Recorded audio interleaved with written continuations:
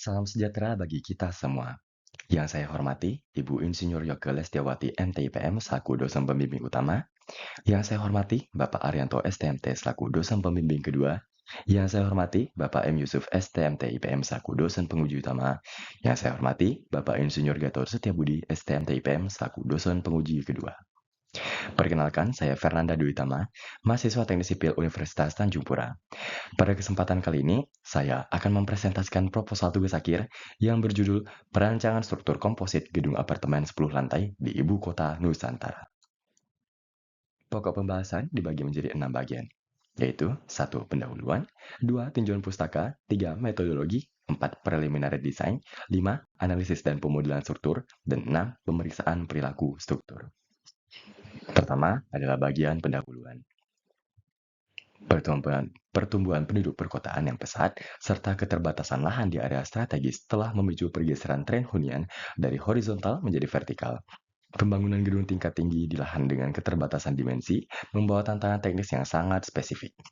Urgensi pembangunan apartemen semakin meningkat seiring dengan kebijakan strategis pemerintah dalam pemindahan pusat pemerintahan ke Ibu Kota Nusantara di Kalimantan Timur. Tantangan desain semakin kompleks dengan adanya potensi risiko gempa bumi di wilayah Nusantara. Wilayah Kalimantan Timur terdapat di sekitar sesar aktif lokal seperti Sesar Maratua, Sesar Mangkalihat, dan Sesar Meratus.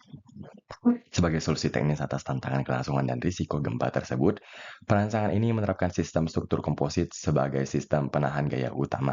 Sistem komposit menggabungkan baja struktural dengan beton bertulang, memanfaatkan keunggulan mekanis dari kedua material secara sinergis. Oleh karena itu, berdasarkan latar belakang permasalahan tersebut, maka dapat dirumuskan masalah sebagai berikut.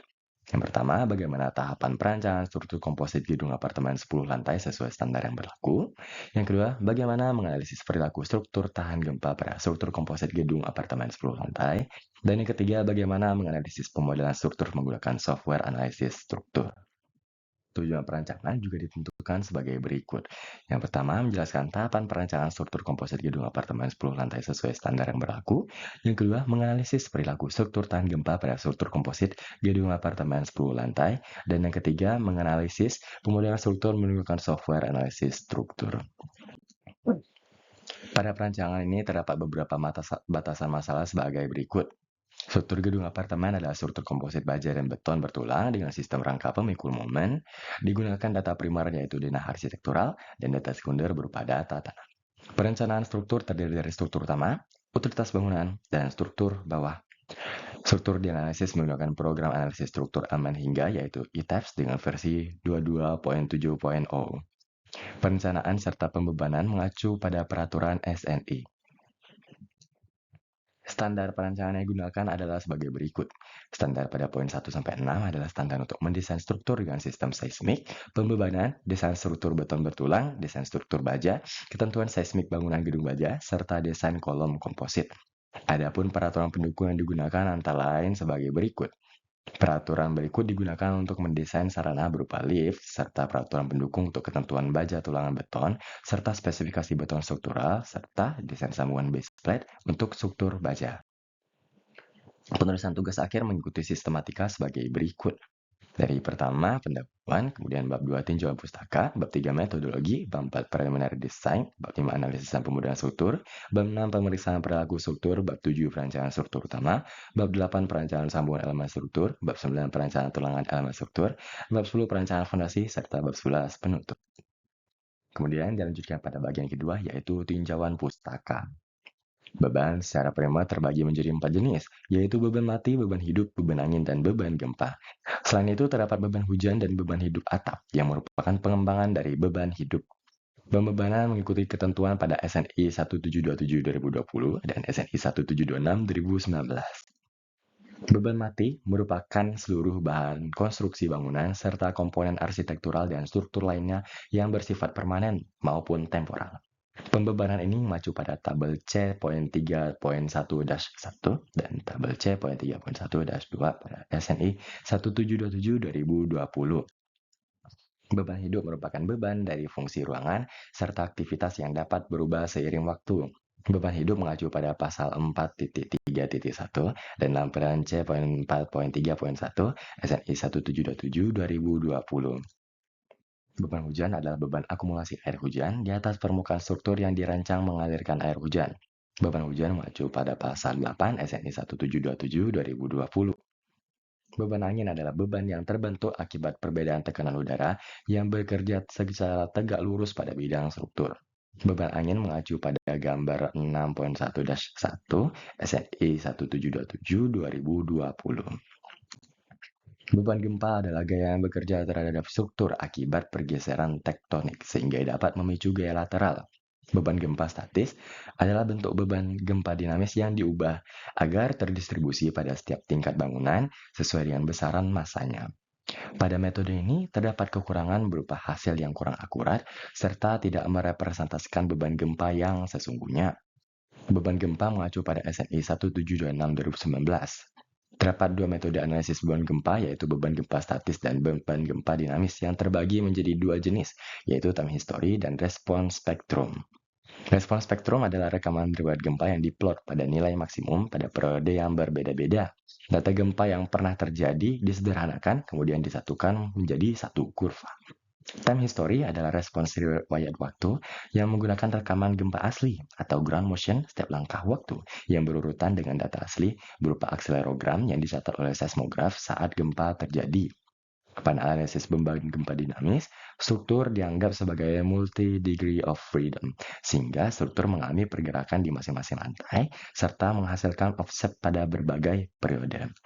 Pada tugas akhir ini, metode yang digunakan adalah respons spektrum.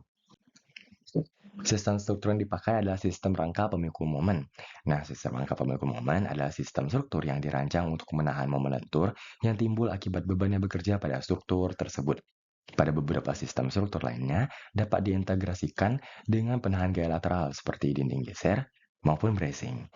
SRPM untuk struktur komposit baja beton terbagi menjadi 4, yaitu RMBK atau rangka momen biasa komposit, RMTK atau rangka momen menengah komposit, RMKK atau rangka momen khusus komposit, serta RMKBK, yaitu rangka momen terkekang sebagian komposit. Penentuannya juga berdasarkan KDS atau kategori desain seismik.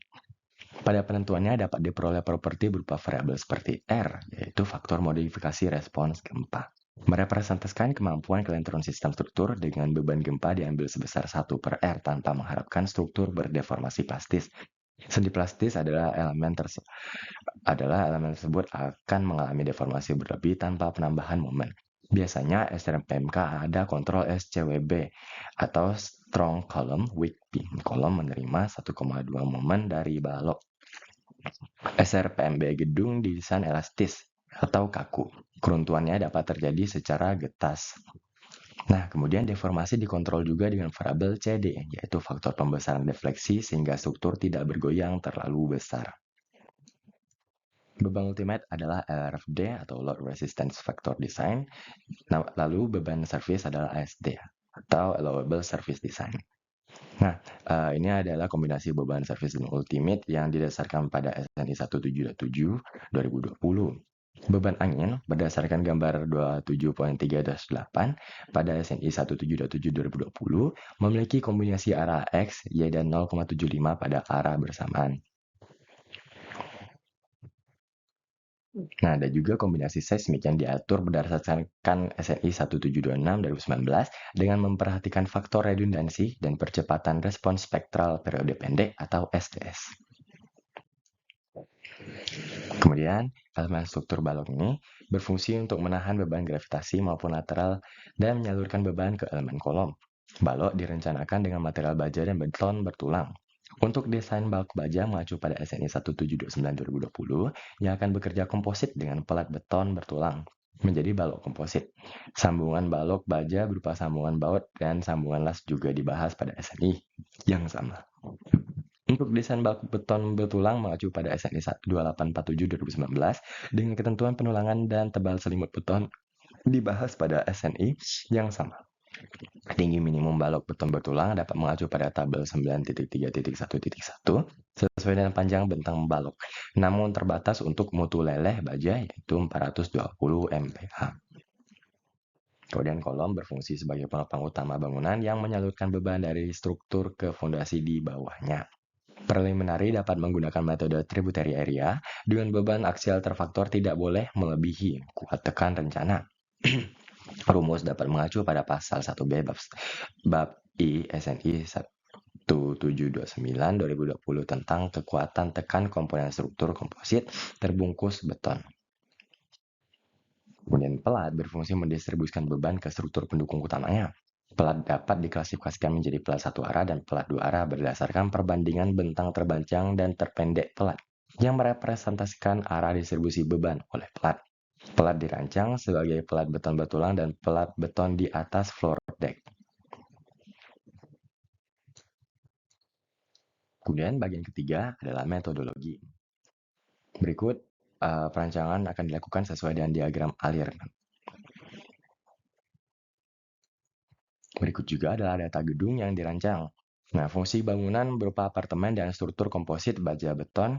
Kemudian jumlah lantainya ada 10 lantai plus dak. Dengan panjang bangunan total adalah 30,5 meter dan lebar 18 meter.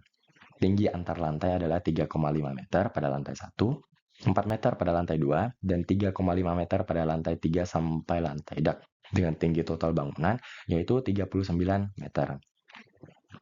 Berikut denah dan tampak gedung yang dirancang.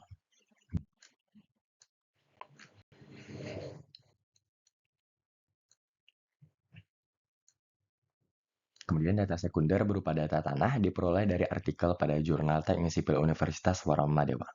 Data tanah Borlok SPT di Kabupaten Penajam Pasar Utara. Kemudian dilanjutkan pada bagian keempat, yaitu preliminary design. Preliminary design adalah tahap penentuan awal yang ditujukan untuk mengecek ketentuan desain awal untuk memenuhi persyaratan sesuai dengan batasan-batasan desain yang ditentukan. Preliminary design dimulai dari penentuan sistem struktur gempa, perencanaan awal dimensi balok, plat lantai, kolom komposit, tangga, serta lift. Nah, untuk penentuan sistem struktur gempa ini dimulai dari menganalisis nilai NSPT borlok tanah pada lokasi perancangan struktur. Klasifikasi situs harus ditentukan berdasarkan profil tanah lapisan paling atas setebal 30 meter dengan nilai SPT rata-rata sampai pada batasan tersebut. Sehingga dengan nilai SPT dan tebal masing-masing lapisan tanah, didapatkan perbandingan tebal lapisan atau D dan nilai SPT yang totalnya adalah 1,806.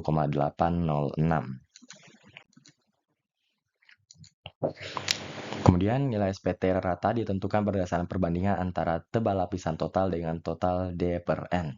Menghasilkan 16,611 yang menurut tabel 5 pada SNI 1726/2019, kelas situs ditentukan sebagai SD atau tanah sedang.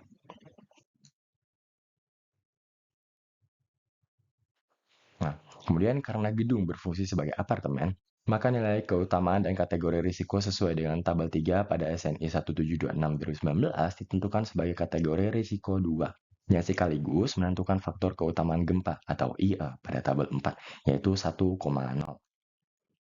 Nilai parameter desain seismik dapat mengacu pada SNI 1726/2019, gambar 16 dan gambar 17, dengan ditentukannya koordinat Kabupaten Penajam Pasar Utara, sehingga didapatkan SS sebesar 0,0687 G dan S1 sebesar 0,0753 G. Berdasarkan SNI 1726/2019 dengan nilai SS kurang dari 0,25 G dan kelas situs SD, maka tabel 6 menentukan koefisien situs FA sebesar 1,6. Dengan nilai S1 kurang dari 0,1 G dan kelas situs SD, maka tabel 7 menentukan koefisien situs FV sebesar 2,4. Nah, nilai percepatan desain periode pendek dan periode 1 detik ditentukan berdasarkan koefisien situs FA dan FV, serta parameter gerak tanah pendek dan 1 detik SS dan SD1, sehingga didapatkan SDS sama dengan 0,0733 G dan SD1 sebesar 0,1205 G. Berdasarkan SNI 176/2019, dengan nilai SDS kurang dari 0,167 dan kategori risiko bangunan 2, maka kategori desain seismik jatuh pada garis A.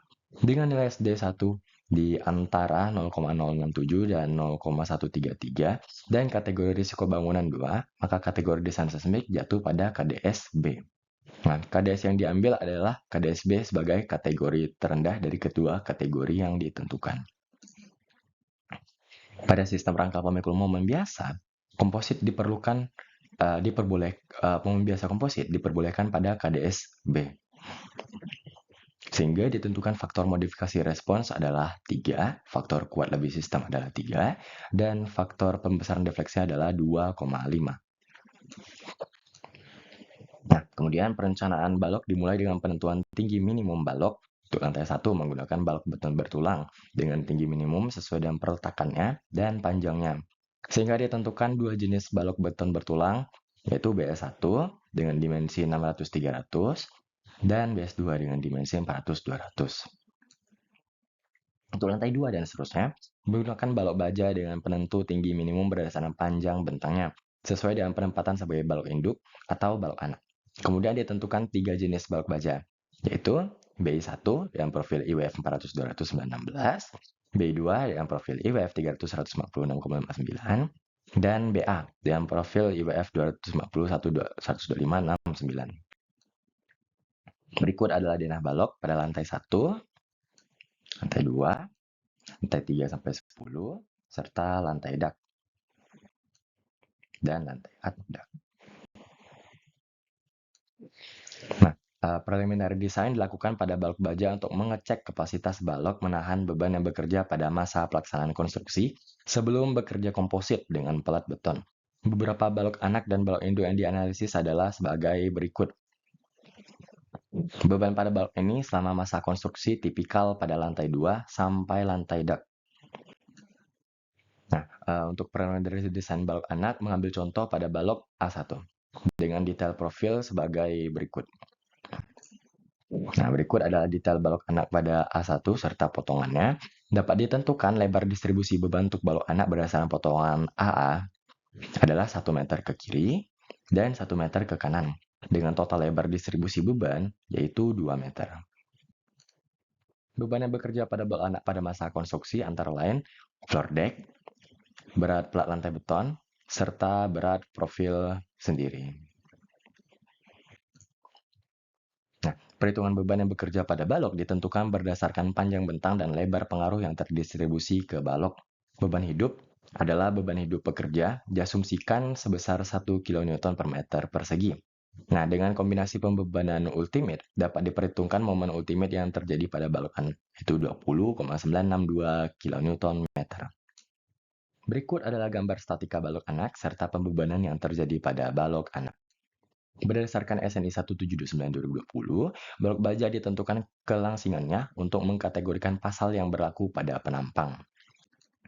Nah, dengan beban merata, landutan dihitung dengan persamaan berikut dan batasnya dikontrol dengan persamaan L/360 sehingga landutan yang terjadi yaitu 4,313 mm, lebih kecil dari batasnya yaitu 11,111 mm. Nah, penampang diperiksa klasifikasinya berdasarkan kekompakannya. Untuk sayap diklasifikasikan sebagai kompak. Kemudian badan juga diklasifikasikan sebagai kompak, sehingga profil IWF dengan badan kompak dan sayap kompak didesain berdasarkan pasal F2. Nah, pasal F2 menentukan dua kondisi kegagalan, yaitu yang pertama kegagalan leleh. Nah, dari hasil perkalian modulus plastis atau ZF ini, penampang terhadap tegangan leleh penampang TLFY sehingga didapatkan MP sebesar 87,965 kN meter. Kemudian kondisi kegagalan yang kedua adalah kegagalan tekuk torsi lateral. Nah, dengan menghitung J atau konstanta torsi, H0 atau jarak antar titik berat sayap, RTS atau jari-jari girasi efektif, kemudian menentukan C koefisien modifikasi, lalu LP yaitu batas bentang plastis dan LR atau batas bentang inelastis dapat ditentukan kategori kegagalan tekuk torsi lateral yang terjadi. Nah, karena panjang baloknya adalah 4 meter atau 4000 mm, sehingga berada di antara LP dan LR. Nah, maka kapasitas tekuk torsi lateral dihitung dengan persamaan yang memerlukan CB, yaitu faktor modifikasi untuk tekuk torsi lateral. Nah, sehingga dengan rumus ini didapatkan MNLTB yaitu 68,170 kN yang lebih kecil atau sama dengan MP. Nah, Kapasitas momen diambil dari nilai terkecil MP dan MNLTB. Sehingga didapatkan kapasitas momennya adalah 68,170 kN/meter. Nah, dengan faktor reduksi momen 0,9 didapatkan kapasitas momen desain adalah 61,353 kN/meter. Dengan momen ultimate yaitu 20,962 kN/meter. Ini lebih kecil dari kapasitas momen desain. Maka penampang memenuhi syarat dan mampu memikul beban yang terdapat pada lantai. Nah, preliminary design mengikuti cara yang serupa untuk balok A2 dan A3 dan semuanya memenuhi syarat. Kemudian untuk preliminary design balok induk mengambil contoh pada balok 1 dengan detail profil sebagai berikut. Berikut adalah detail balok anak pada satu serta potongannya. Dapat ditentukan lebar distribusi beban untuk balok induk ini berdasarkan potongan AA adalah 2 meter ke kiri dan 2 meter ke kanan dengan total lebar distribusi beban yaitu 4 meter. Beban mati yang bekerja hanya berat sendiri balok serta beban yang terdistribusi dari pelat ke balok anak. Kemudian dari balok anak ke balok induk sehingga menjadi beban terpusat. Berikut adalah gambar statika balok anak serta pembebanan yang terjadi pada balok induk. Perhitungan gaya dalam menggunakan prinsip keseimbangan momen sesuai dengan statika pada gambar yang ditampilkan sebelumnya. Sehingga didapatkan momen ultimate adalah 162,789 kN/meter. Batas lanjutan dihitung menggunakan dengan persamaan L/360 dengan lanjutan yang terjadi dihitung menggunakan metode double integral dengan langkah-langkah seperti yang ditampilkan.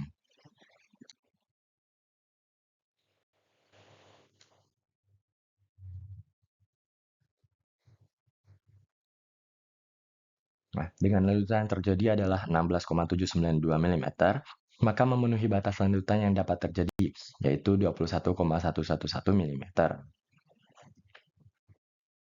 Layaknya preliminary design pada balok anak, kelangsingan balok induk juga dicek dengan pengecekan menghasilkan bahwa badan dan sayap penampang kompak. Nah, kompaknya badan dan sayap mengkategorikan profil untuk didesain sesuai pasal F2. Dengan kegagalan leleh didapatkan momen nominal sebesar 383,376 kN/meter. Kemudian dihitung juga untuk kegagalan tekuk torsi lateral dengan variabel-variabel yang serupa. Nah, perhitungan LP dan LR mengikuti cara yang sama. LB ditentukan sebagai panjang balok efektif yang dapat dibatasi dari pengaku ke pengaku lain. Nah, karena balok induk ini disambung dengan balok anak, sehingga menjadikannya pengaku, LB balok induk ini adalah 2 meter. Nah, dengan LB ini lebih kecil dari LP, maka tekuk torsi lateral ini dapat diabaikan sehingga tidak perlu dihitung lebih lanjut. Nah, sehingga kapasitas momen dapat diperhatikan hanya dari kegagalan leleh. Dengan faktor reduksi 0,9, menjadikan kapasitas momen desain adalah 345,038 kN/meter.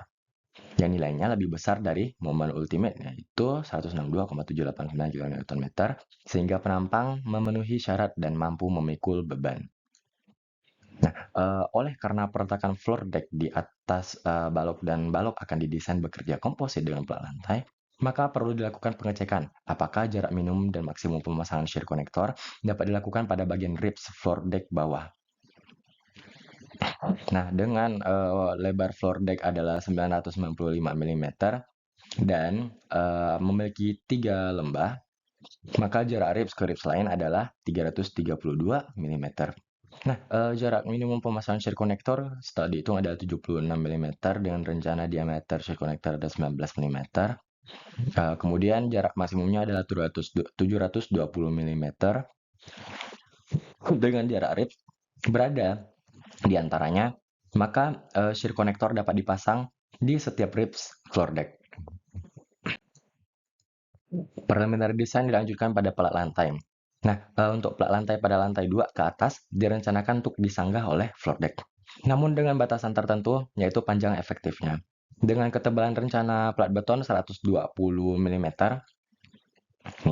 tebal floor deck 0,65 mm, dan beban hidup pekerja 1 kN per meter persegi atau setara 100 kg per meter persegi, Ini menggunakan angka terdekat, maka panjang maksimum floor deck yang boleh dipasang adalah 2,244 meter atau 2.244 mm untuk bentang menerus.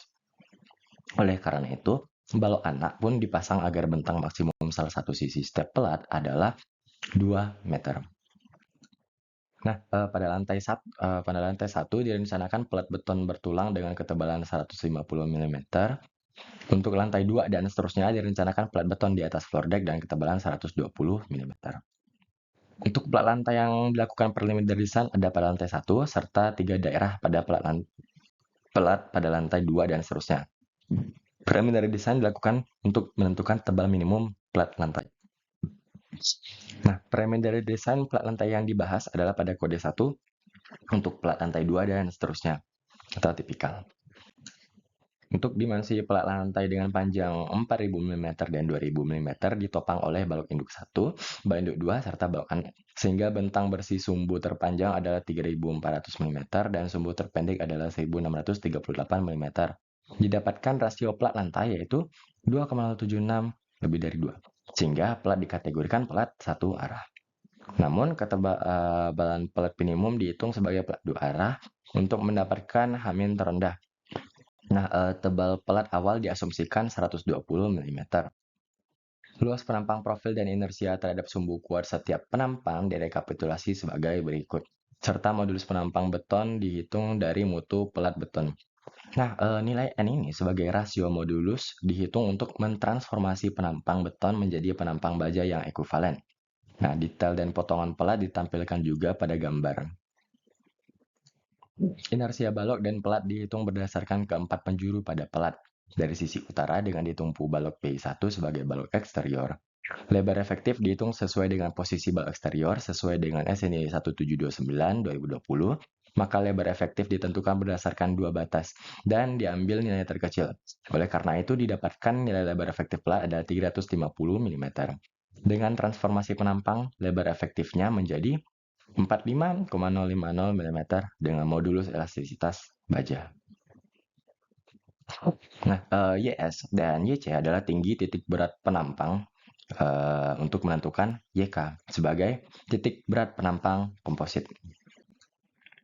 Nilai inersia balok dihitung, kemudian menghitung nilai inersia dan luas pelat yang bekerja komposit, sehingga didapatkan nilai rasio kekakuan lentur balok terhadap kekakuan lentur pelat pada penjuru utara atau alfa. Nah, yaitu 13,372.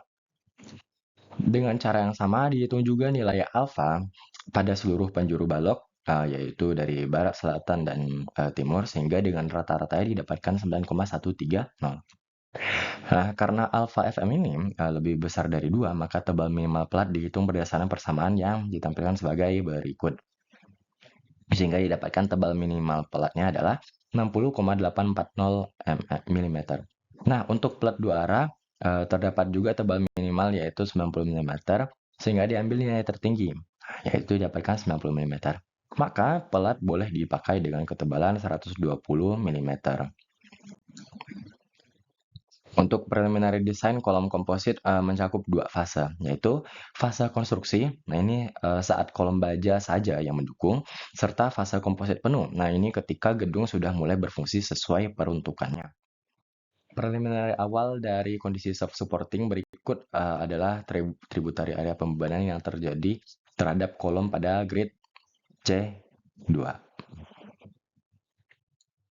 Nah, untuk pembebanannya mengikuti SNI 1727/2020 dengan beban yang mempengaruhi kolom dari lantai 2 dan lantai 3. Sehingga total beban ultimate adalah 246,954 kN. Profil kolom merupakan profil king cross. Nah, dengan 400, 200, 12, 19 dengan spesifikasi sebagai berikut. Serta tinggi kolom pada lantai 1 yaitu 3,5 meter dan terbungkus beton dengan dimensi 600 mm x 600 mm. Kolom baja sebagai elemen tekan dicek terlebih dahulu kelangsingannya. Dengan sayap dan badan kompak, maka lentur yang terjadi adalah lentur non-elastis yang mengecek kegagalan tekuk lentur dan tekuk torsi. Nah, sesuai dengan bab SNI 1729/2020, dihitung terlebih dahulu FL atau tegangan tekuk elastis. Nah, sebagai tegangan di mana sebuah batang akan mengalami tekuk saat masih dalam kondisi elastis. Kemudian dicek rasio kelangsingannya, KL/RY. Nah, ini harus lebih kecil dari batas yang diizinkan, serta juga tidak melebihi 200. Nah, sehingga dapat dikategorikan tekuknya lentur inelastis. Oleh karena itu, tegangan kritis tekuk lentur dihitung dengan persamaan seperti yang ditampilkan. Nah, nilai kuat tekan nominal untuk kondisi tekuk lentur didapatkan sebesar 5.892,255 kN. Kemudian pada kegagalan tekuk torsi, dihitung jarak as sayap ke as sayap D aksen, konstanta torsi atau J, konstanta warping atau CW, tegangan tekuk elastis atau FE, dan tegangan kritis atau FCR. Nah, sehingga didapatkan kuat tekan nominal pada kegagalan tekuk torsi adalah 5.619,698 kN. Nah, berdasarkan analisis tekuk lentur dan tekuk torsi, diambil nilai kuat nominal terendah yaitu pada kondisi tekuk torsi dengan PN sebesar 5.619,698 kN. Dengan faktor reduksi 0,9 untuk elemen tekan baja, maka kuat tekan desain didapatkan sebesar 5.057,728 kN. Nah, nilai ini lebih besar dari kuat tekan rencana yaitu 246,954 kN, sehingga kolom baja memenuhi syarat. Kemudian kondisi kedua yaitu kondisi komposit penuh dengan beban yang disalurkan juga datang dari fungsi ruangan. Nah, dana arsitektural serta tributary area ditunjukkan sebagai berikut. Dihitung beban yang bekerja pada kolom lantai pertama, yaitu dari lantai 2 sampai ke atas perhitungan pada tabel sebagai berikut.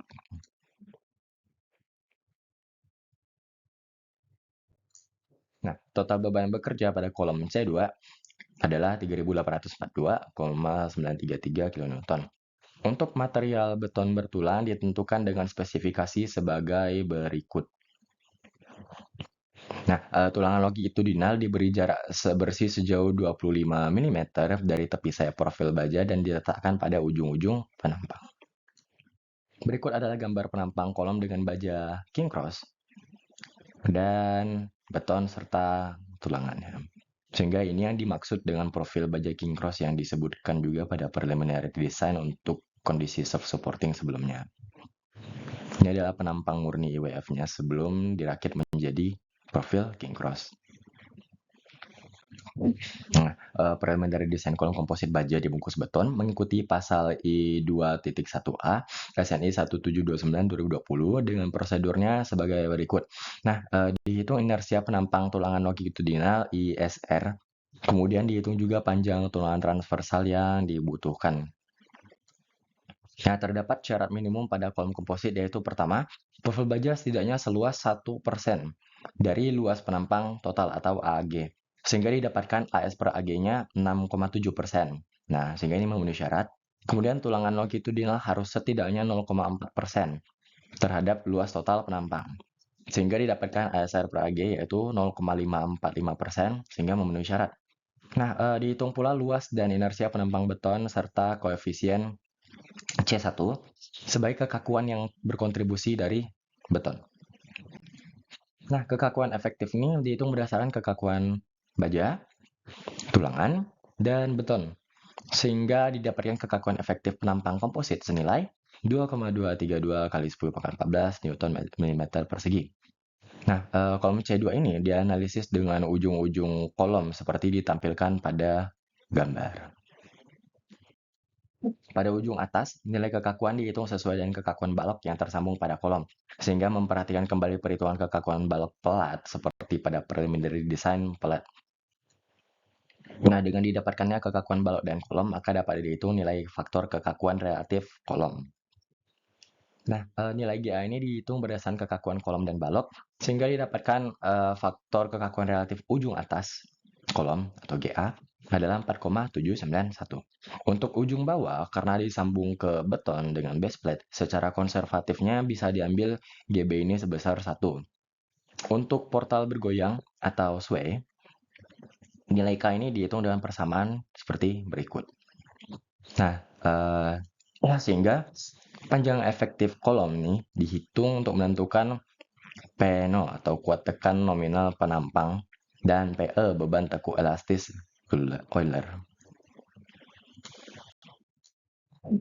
PNO dan PL kemudian dibandingkan untuk menentukan persamaan kuat tekan nominal.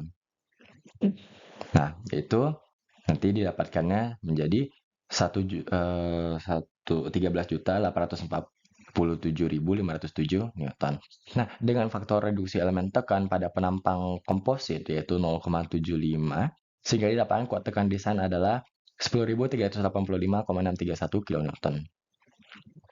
Yang nilainya lebih besar dari kuat tekan rencana yaitu 3.842,933 kN, sehingga kolom komposit memenuhi syarat. Kemudian preliminary desain dilanjutkan pada tangga. Terdapat 4 jenis untuk tiap ketinggian. Nah, tangga didesain monostringer. Nah, jadi monostringernya adalah tangga yang platnya ditopang hanya satu balok yang berada di tengah. Nah, jadi desain monostringer ini seperti ini, dengan baloknya berada di tengah saja untuk menopang plat-platnya.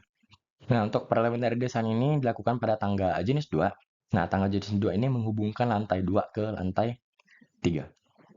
Berikut juga potongannya. Nah, tinggi lantainya itu 4 meter dengan ketebalan plat lantai serta penebal keramik yaitu 180 mm.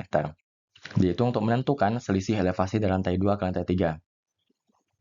Nah, direncanakan juga bordes beton pada balok tangga sepanjang 500 mm, sehingga total panjang tangga yang tersedia adalah 4.500 mm. Railing ini juga direncanakan setinggi 900 mm dengan lebar 100 mm dari tepi tangga. Nah, antrat atau lebar pijakan direncanakan sebesar 280 mm serta optrat atau pijakan setinggi 180 mm.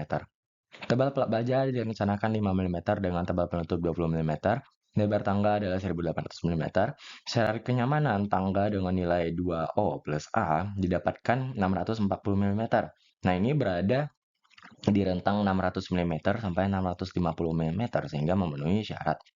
Jumlah anak tangga dengan optrat rencana adalah 22,222 buah. Nah, jumlah anak tangganya tentunya dibulatkan menjadi 22 buah. Optrat ini juga harus disesuaikan kembali sesuai dengan jumlah anak tangga. Nah, sehingga didapatkan nilai optrat aslinya adalah 181,818 mm. Syarat kenyamanan juga masih memenuhi dengan nilai 643,636 mm. Nah, kemiringan tangganya didapatkan 32,998 derajat. Tahap preliminary desain tangga mencakup perencanaan dimensi balok peninggi anak, perencanaan railing tangga yang menganalisis lentur railing serta tiang railingnya, perencanaan balok anak tangga, serta perencanaan balok stringer tangga. Nah, balok stringer direncanakan dalam profil H240-249-14 dengan spesifikasi seperti yang ditampilkan. Railing serta tiangnya direncanakan dalam profil hollow circular dengan spesifikasi seperti yang ditampilkan. Balok anak tangga direncanakan dengan profil L dengan spesifikasi seperti yang ditampilkan. Nah, hasil analisis direkapitulasi pada tabel berikut dengan analisis lentur pada balok stringer tangga. Nah, didapatkan bahwa momen ultimate balok stringer lebih rendah dari kapasitas momen desain profil, yaitu 210,800 kN meter. Nah, berikut juga perencanaan tangga untuk tangga jenis 1, 3, dan 4. Ini untuk tangga jenis 1, sehingga gambarnya didesain sebagai berikut yang menghubungkan lantai 1 ke lantai 2. Kemudian ini tangga jenis 3 yang menghubungkan dari lantai 3 ke lantai 4, lantai 4 ke lantai 5, dan seterusnya sampai lantai dak. Kemudian ini tangga jenis 4 yang berada di depan gedung. Ini menghubungkan dari lantai dasar, lantai 1 ke lantai 2. Nah, ini berupa tangga lurus.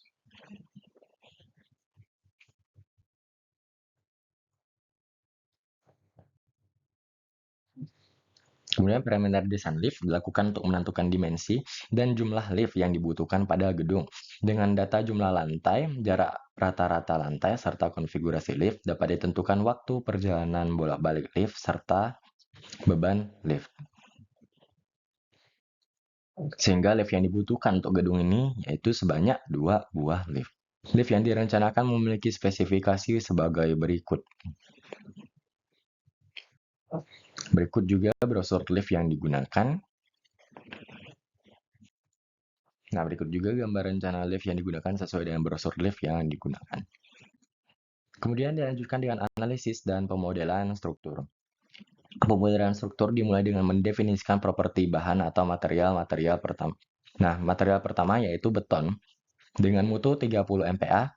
Modulus elastisitasnya dihitung dengan 4700 akar FC prime yaitu 30 MPa dan berat volumenya 2400 kg per meter kubik. Kemudian material baja didefine dengan steel dengan Fy-nya 250 MPa dan Fu 410 MPa, beratnya 7.850 kg per meter kubik, dan modulus elastisitasnya 200.000 MPa. Kemudian baja tulangan ulir dengan Fy 420 MPa dan Fu 525 MPa, berat dan modulus elastisitasnya sama dengan baja. Didesain sebagai rebar. Ini juga sama untuk baja tulangan polos, namun Fy-nya 280 MPa dan Fu-nya 350 MPa. Ketentuan lainnya sama, yaitu didesain sebagai rebar. Kemudian berat dan modulus elastisitasnya juga sama. Dan terakhir ada floor deck. Nah, dengan Fy sama dengan Fu, yaitu 560 MPa. Berat dan modulus elastisitasnya juga sama dengan baja.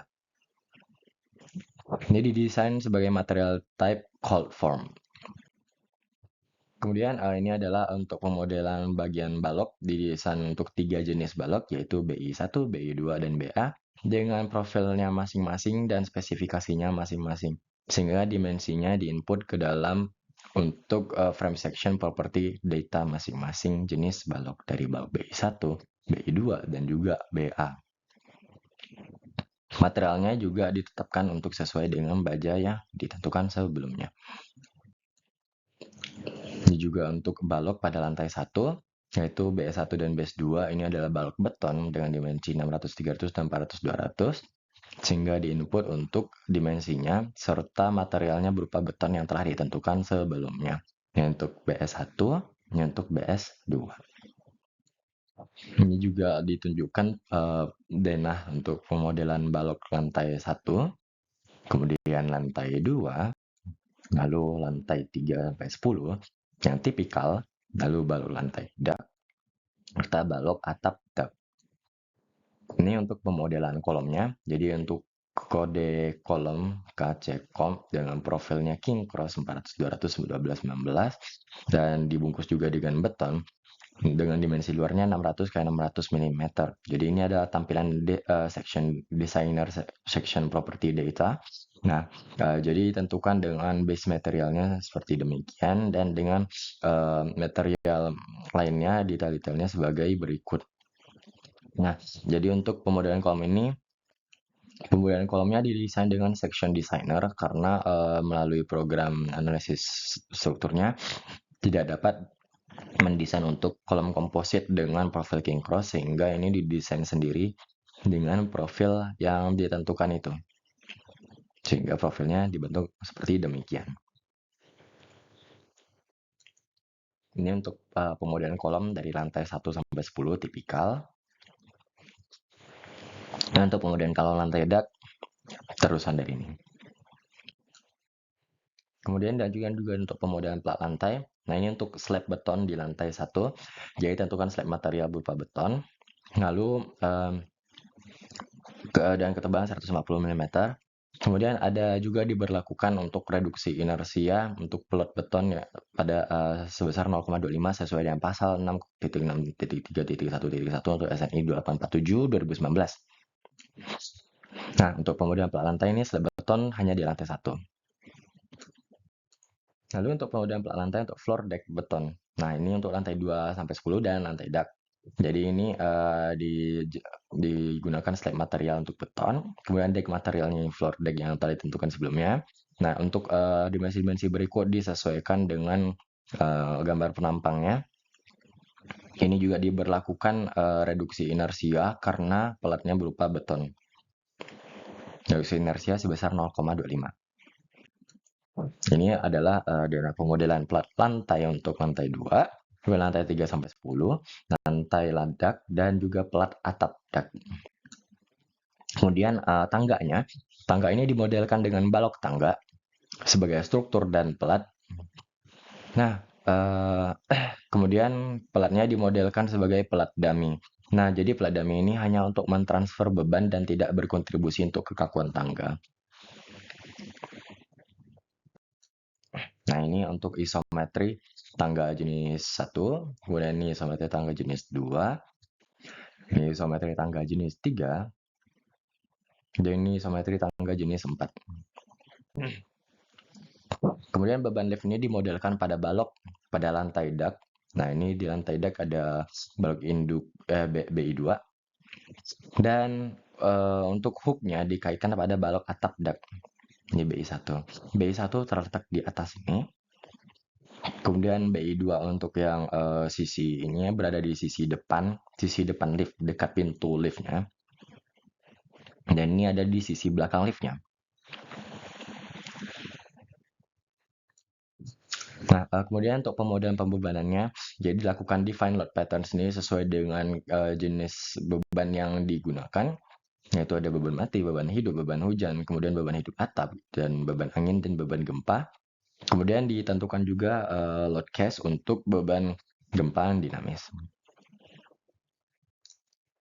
Untuk beban mati tambahan pada plat lantai ini dikategorikan sesuai dengan apa saja yang digunakan untuk setiap lantainya. Misalnya untuk lantai 1 hanya ada blok aspal, sehingga untuk itu hanya dengan total beban mati tambahan pada plat lantai demikian.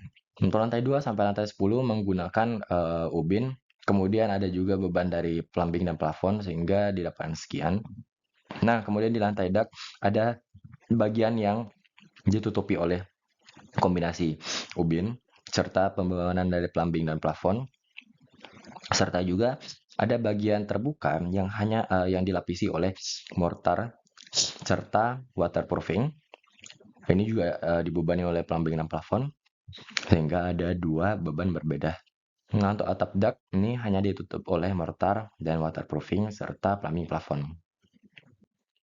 Berikut adalah pemodelan pembebanan mati tambahan pada lantai 1, lantai 2, lantai 3 sampai 10 yang tipikal, lantai dak, serta untuk plat atap dak. Kemudian untuk beban mati tambahan pada balok ini, beban mati tambahan pada balok ini diakibatkan oleh pemasangan dinding. Jadi untuk dinding ini ada dinding bata HB10 yang dilapisi plester untuk kedua sisi. Sehingga untuk Q-nya yaitu 1,94 kN per meter persegi. Ini dikalikan dengan tinggi pemasangan dinding sesuai dengan masing-masing penempatannya. Dan tinggi ini dikurangi oleh tinggi profil balok yang berada di atasnya, yaitu ada BA, BI2, dan BI1, sehingga didapatkan beban merata untuk per meter baloknya adalah demikian. Ini untuk dinding bata yang dilapisi plester. Kemudian ada juga untuk dinding partisi.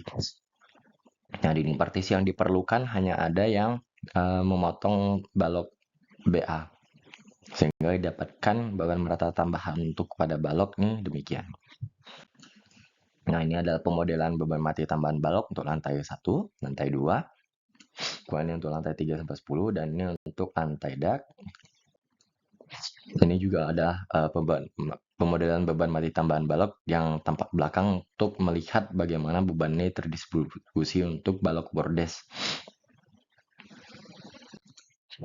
Nah, ini juga ada pemodelan beban mati tambahan pada balok tangga. Jadi pada balok tangga ini bekerja dari anak tangganya, kemudian penutupnya, balok peningginya, kemudian ada juga dari sisi bordes juga sama, sehingga didapatkan total beban merata yang yang akan dibebankan pada pelat dummy, yaitu demikian. Sehingga ini ada pembebanan pelat dummy pada tangga jenis 1, ini untuk pelat dummy tangga jenis 2, kemudian ini pelat dummy tangga jenis 3, dan ini pelat dummy tangga jenis 4. Nah, untuk pemberian beban hidupnya, ini sesuai dengan pergunaan fungsi masing-masing ruangnya. Ini adalah pemberian beban hidup pada pelat lantai 1, lantai 2, kemudian pelat lantai 3 sampai 10, beban hidup pelat lantai dak, dan juga untuk beban hidup pelat atap dak. Kemudian untuk beban hujan ini dihitung berdasarkan tinggi genangan, yaitu didesain untuk 50 mm, sehingga didapatkan beban genangannya ada 0,491 kN per meter persegi, dan ini hanya diaplikasikan pada sisi teratas gedung yang terekspos. Jadi ada di bagian lantai dak dan juga di atap dak. Nah, kemudian untuk beban angin ini dihitung berdasarkan SNI 1727/2020 sesuai dengan langkah-langkah yang dijelaskan pada tabel 17.2-1. Ya, yang pertama itu menentukan kategori risiko gedung. Jadi untuk gedung ini ditentukan untuk kategori risiko 3. Lalu kecepatan angin yang berada di daerah Indonesia ini dapat diambil sebesar 40 meter per detik. Lalu didapatkan tentukan KD, yaitu faktor arah angin untuk bangunan gedung yang ditentukan untuk sistem penanggi angin utama atau SBGU, yaitu 0,85.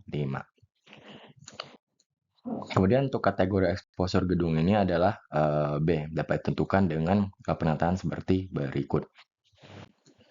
Lalu KZT atau faktor topografi ini adalah dapat ditentukan 1,0 dengan kondisi tidak memenuhi kondisi yang disyaratkan pada pasal 26.8.1. Lalu untuk perkiraan konservatif ini nilai faktor elevasi atau KE ini permukaan tanah digunakan sebagai berikut, yaitu 1,0. Lalu untuk game, yaitu faktor efek hembusan angin ini, untuk bangunan gedung atau struktur lain yang kaku, ini boleh diambil sebesar 0,85. Kemudian ada juga GCPI, yaitu koefisien tekanan internal, ditentukan sesuai dengan bagian yang terpengaruh oleh beban angin ini. Jadi kalau untuk yang bagian untuk yang menuju permukaan internal, yaitu plus 0,18, yaitu yang menjauhi juga yaitu negatif 0,18. Nah, kemudian untuk pemodelan pembebanannya, jadi dari program software ini dapat ditentukan dengan parameter-parameter yang sudah ditentukan sebelumnya, mulai dari kecepatan anginnya, faktor-faktor KZT, G, dan KD dengan kategori exposure B dapat dimasukkan ke dalam program analisis struktur ini. Nah, jadi untuk bagian kasus ini, case ini untuk create Alsats ini dapat berfungsi untuk menghitung pada keempat kasus yang terjadi pada pemodelan pembebanan angin. Nah, dengan E1 dan E2 rasionya eksentrisitas beban angin ini adalah 0,15. Jadi untuk beban angin ini dapat dilihat pembebanan kasus 1, 2, 3, dan 4 ini seperti demikian. Untuk kasus 1 itu dibebani hanya pada salah satu arah, yaitu misalnya ini dari arah X, terus ini hanya arah Y. Kemudian untuk kasus 2 ini ada eksentrisitasnya. Lalu kasus 3 ini adalah dibebani pada kedua arah X dan Y, tetapi dikalikan dengan 0,75 pada masing-masing arah. Dan untuk kasus 4 ini juga serupa, namun dikalikan dengan eksentrisitas. Kemudian selanjutnya ada pemodelan beban gempa. Jadi dari parameter yang telah ditentukan sebelumnya, dan juga berdasarkan data-data yang telah diperoleh. Nah, misalnya untuk yang R omega 0 dan CD ini dapat ditentukan dari sistem rangka pendukung momen komposit sebelumnya. Kemudian IE juga sudah ditentukan. Untuk CT dan X ini ditentukan berdasarkan tipe struktur. Jadi untuk tipe struktur pemikul momen untuk komposit, kita samakan saja dengan rangka baja pemikul momen sehingga didapatkan ST-nya 0,0724 meter atau 0,028 feet dan X-nya 0,8. Sehingga diinput ke dalam program pemodelan sebagai berikut. Ini untuk beban arah X, jadi untuk beban arah X ini didesain dengan centang arah X, dan untuk beban arah Y, gempa arah Y. Nah, untuk ini dihitung juga faktor skala modifikasi untuk beban gempa. Jadi dari nilai G, kemudian dari IE, dan dari nilai R dapat ditentukan faktor skala gempa dinamis ini adalah 3268,883 mm per second kuadrat. Untuk arah X, jadi untuk arah Y. Kemudian diterapkan juga kombinasi pembebanan sebagai berikut. Ini juga diinput ke dalam load combinations di dalam program analisis struktur. Jadi ini contohnya bagaimana kombinasi pembebanan itu dilakukan. Kemudian ada beberapa asumsi pemodelan. Yang pertama ini mulai dari bagaimana join ini didesain sebagai join jepit, tumpuan jepit, sehingga translasi dan rotasi pada arah X, Y, dan Z ini semua dikekang. Kemudian yang selanjutnya adalah berat seismik efektif ini ditentukan untuk seluruh beban mati dan untuk di minimum penambahan 25% dari beban hidup lantai. Sehingga didesain mass source data sebagai berikut. Nah, kemudian untuk yang selanjutnya adalah diafragma. Jadi untuk pemodelan diafragma ini ditentukan untuk setiap lantai. Jadi misalnya untuk lantai 1, maka D1, lantai 2, D2, ini adalah pemodelan diafragma agar mengasumsikan pelat ini bekerja secara kaku keseluruhannya. Nah, ini juga ada untuk auto mesh, yaitu dari frame auto mesh dan floor auto mesh, sehingga untuk meshing floor dan frame di sini, pelat lantai dan balok-balok yang ada di sini, ketika berpotongan dan tidak terputuskan, maka program analisis struktur ini dapat memotongnya sesuai dengan daerahnya masing-masing secara otomatis. Ini juga ada asumsi pemodelan untuk active degrees of freedom. Jadi untuk DOF-nya itu ditentukan untuk semua arah. Ini adalah pemodelan untuk struktur 3 dimensi. Nah, kemudian dihitung juga periode fundamental struktur, yaitu dihitung dari nilai TA ini, yaitu periode fundamental pendekatan ini didapatkan 1,357 detik. Kemudian SD1 yang sebelumnya sudah ditentukan, lalu dihitung CU berdasarkan tabel berikut di tabel 17 RNI 1726/2019. CU ini adalah koefisien batas atas yang digunakan untuk menentukan Tmax atau periode fundamental maksimum, yaitu perkalian dari CU dan TA. Sehingga didapatkan nilai periode fundamental maksimumnya yaitu 2,251 detik. Nah, jadi dari analisis struktur ini didapatkan periode strukturnya untuk arah X itu 2,626 detik dan untuk arah Y itu 2,742 detik. Nah, nilai ini lebih besar daripada nilai Tmax yang telah dihitung sebelumnya. Sehingga untuk nilai T pada arah X maupun arah Y, karena dua-duanya lebih besar dari Tmax, diambil sebesar Tmax. Untuk periode fundamental strukturnya yaitu 2,251 detik. Kemudian dihitung juga koefisien respons seismik dari CS, yaitu koefisien respons seismik utama. Ini dihitung berdasarkan SDS, R, dan IE, sehingga didapatkan 0,0244. Kemudian CS maksimum ini juga dihitung, ini untuk batas atas, dan CS minnya ini untuk batas bawah. Nah, sehingga perhitungan CS ini disesuaikan untuk masing-masing arah, yaitu arah X dan arah Y. Karena CS ini nilainya lebih besar dari CS Max, sehingga CS yang digunakan adalah CS Max itu. Nah, ini juga untuk perhitungan gaya geser dasar seismik. Jadi dihitung W ini, yaitu berat seismik efektif ini berdasarkan total massa yang terdapat pada struktur. Nah, jadi dari lantai tingkat pertama sampai atap dak, totalnya itu adalah demikian, sehingga didapatkan berat seismik efektifnya yaitu 46.522 kN.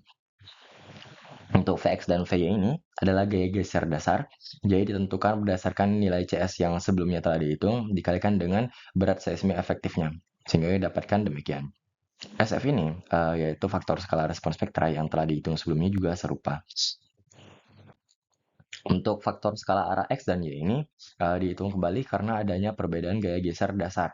Jadi perbedaan gaya geser dasar ini dari analisis struktur yang untuk nilai skala faktor yang gempa yang sebelumnya yang masih murni, karena belum mencapai nilai gaya geser dasar seismik yang didesain untuk geser statis, maka dilakukan modifikasi untuk skala faktor sehingga didapatkan nanti untuk gaya gesernya sesuai dengan yang telah dihitung. Maka untuk faktor skalanya yaitu untuk arah X demikian 5207 mm per detik kuadrat dan untuk arah Y yaitu 5472 mm per detik kuadrat. Nah, ini juga dilakukan analisis gaya dalam. Jadi untuk analisis gaya dalam ini seperti yang ditampilkan Nanti datanya dapat diekstrak dari tabelisasi, dan untuk itu dapat dilihat misalnya yang pertama ini adalah deform shape-nya, bentuk terdeformasinya. Kemudian yang kedua itu gaya normal atau gaya aksial, lalu gaya geser atau shear, dan gaya bentur atau moment. Kemudian yang selanjutnya, yang terakhir, yaitu pemeriksaan perilaku struktur. Nah, untuk pemeriksaan ini dimulai dari pemeriksaan rasio partisipasi modal. Jadi berdasarkan SNI 176 2019 pasal 7.9.1, jumlah ragam getar syarat batas adalah 100%. Nah, namun diberikan alternatif untuk minimal 90%. Ini diperiksa pada masing-masing arah. Nah, jadi untuk ini dilihat dari modal participating mass ratios-nya dari program analisis struktur, dapat dilihat dari sum OX di mode terakhir, sum UY, dan juga untuk sum RZ dapat dilihat nilainya telah melebihi 90%, sehingga dapat digunakan untuk 12 mode. Nah, ini juga dapat dilihat untuk deformasi mode 1, mode 2, dan mode 3. Nah, kemudian diperiksa juga pemeriksaan simpangan antar tingkat. Jadi untuk delta ini adalah simpangan antar tingkat izin.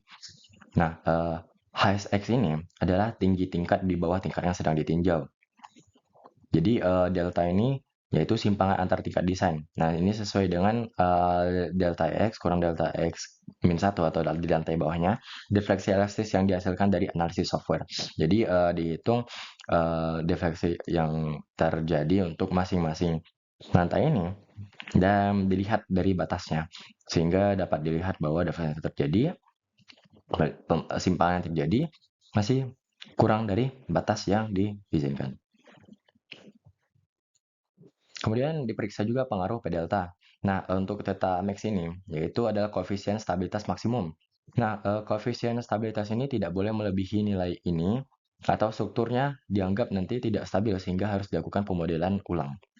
Kemudian theta itu adalah koefisien stabilitas yang dihitung dengan formulasi sebagai berikut, sehingga dapat dihitung untuk koefisien stabilitas masing-masing lantai. Sehingga terdapat beberapa lantai melewati batasan untuk P delta. Untuk batasan P delta ini adalah 0,1. Nah, jadi di lantai 3, 4, dan 5 ini melewati angka tersebut sehingga pengaruh P delta perlu diperhatikan. Kemudian dilakukan juga pemeriksaan ketidakberaturan horizontal. Jadi untuk pemeriksaan ketidakberaturan horizontal ada 5 poin. Jadi dari yang pertama, yang kedua, yang ketiga, yang keempat, dan kelima, sesuai dengan ilustrasi sebagai berikut untuk masing-masing ketidakberaturan horizontal. Untuk ketidakberaturan pertama, yaitu ketidakberaturan torsi. Ini ada yang 1A untuk torsi, dan 1B untuk torsi berlebih. Jadi batasnya dapat dilihat dari maksimum average drift ratio. Jadi ini adalah pergeseran rasio pergeseran dari yang terjadi pada setiap lantai. Nah, ini pergeserannya dapat terjadi pada arah X, kemudian arah Y.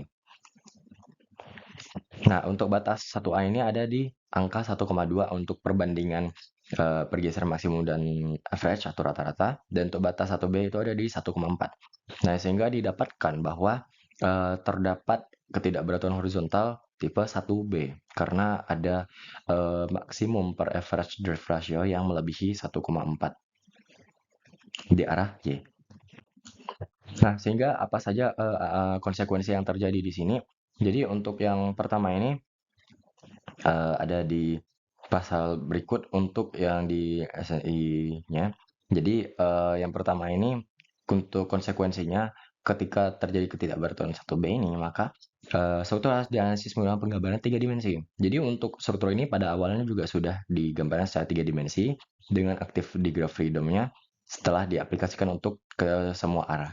Kemudian untuk di pasal 11.3.4 di SNI 1726 ini juga ada konsekuensi untuk torsi. Jadi untuk tipe 1B ini, nah ini juga dilakukan untuk perpindahan wajib 5%. Jadi eksentrisitas 5% ini diaplikasikan pada gaya gempa yang sebelumnya juga sudah diaplikasikan. Sehingga konsekuensi ketidakberaturan torsi ini telah diaplikasikan. Kemudian untuk ketidakberaturan sudut dalam. Jadi untuk sudut dalam ini adalah posisi sisi eksterior dari struktur yang memiliki sudut dalam. Nah, jadi misalnya dari PX ini, yaitu 8 meter ditambah 8 meter di sisi ini, totalnya 16 meter. Dan LX ini adalah total panjang dari struktur, yaitu 30,5 meter. PY, yaitu bukaan yang terjadi di yang vertikal ini 5 meter tambah 5 meter, 10 meter. Dan LY ini 18 meter. Sehingga ketika dihitung, nilai ini lebih besar dari 0,15 untuk Y dan 0,59 untuk arah X ini. Nah, sehingga konsekuensi ini terjadi ketidakberaturan sudut dalam. Namun untuk KDSB ini konsekuensinya tidak ada untuk ketidakberaturan horizontal tipe 2. Kemudian untuk ketidakberaturan diskontinuitas diafragma. Jadi ini adalah luas bukaan yang terdapat di sisi internal struktur. Jadi untuk itu kita melihat dari perbandingan 50% luas total. Jadi luas total ini adalah luas gedung yang sudah dikurangi dengan sudut dalam tersebut, yaitu 154 meter persegi. Ini terjadi pada lantainya. Kemudian ada bukaan, jadi bukaannya ada dua, yaitu bagian shaft lift atau bukaan lift ini.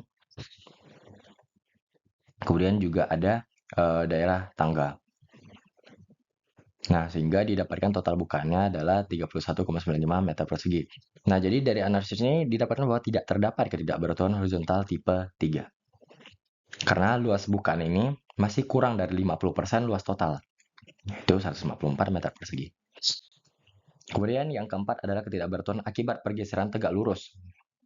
Nah, jadi kalau dilihat dari denah lantai struktur gedung ini, bisa disimpulkan gedung ini tidak mengalami ketidakberaturan horizontal tipe 4 ini karena gedung ini tidak menggunakan tidak memiliki shear wall juga ataupun struktur penahan lateral lainnya. Nah, yang ada diskontinuitas dalam lintasan gaya lateral. Kemudian yang kelima yaitu ketidakberaturan sistem non paralel. Jadi untuk denah perencanaan struktur ini dapat dilihat bahwa gedung ini tidak memiliki shear wall juga dan elemen vertikal kolomnya yang posisinya tidak paralel terhadap sumbu utama struktur. Jadi semuanya paralel sehingga elemen vertikal kolom pada gedung ini paralel sehingga struktur tidak tergolong ketidakberaturan horizontal tipe 5. Nah, untuk rekapitulasinya sebagai berikut untuk ketidakberaturan horizontal yang terjadi, serta pasar referensi yang dilihat untuk konsekuensi KDSB. Kemudian untuk pemeriksaan ketidakberaturan vertikal, ada sebagai berikut dari poin 1 sampai poin 5 dengan ilustrasi sebagai berikut. Jadi dari yang pertama yaitu ketidakberaturan kekakuan tingkat lunak. Jadi 1A dan 1B. Untuk yang 1A itu dicek dari 70% untuk lantai di atasnya dan 80% dari rata-rata 3 lantai di atasnya. Jadi ketidakberaturan ini dicek apakah kurang dari 70% pergeseran yang terjadi dengan kekakuan yang ada di lantai tersebut. Untuk 1A ini adalah kekakuan tingkat lunak biasa dan 1B ini adalah untuk kekakuan tingkat lunak berlebih dengan batas 60% 70%. Nah, jadi dari sini dapat disimpulkan bahwa tidak ada TA, tidak ada ketidakberaturan kekakuan tingkat lunak pada poin 1.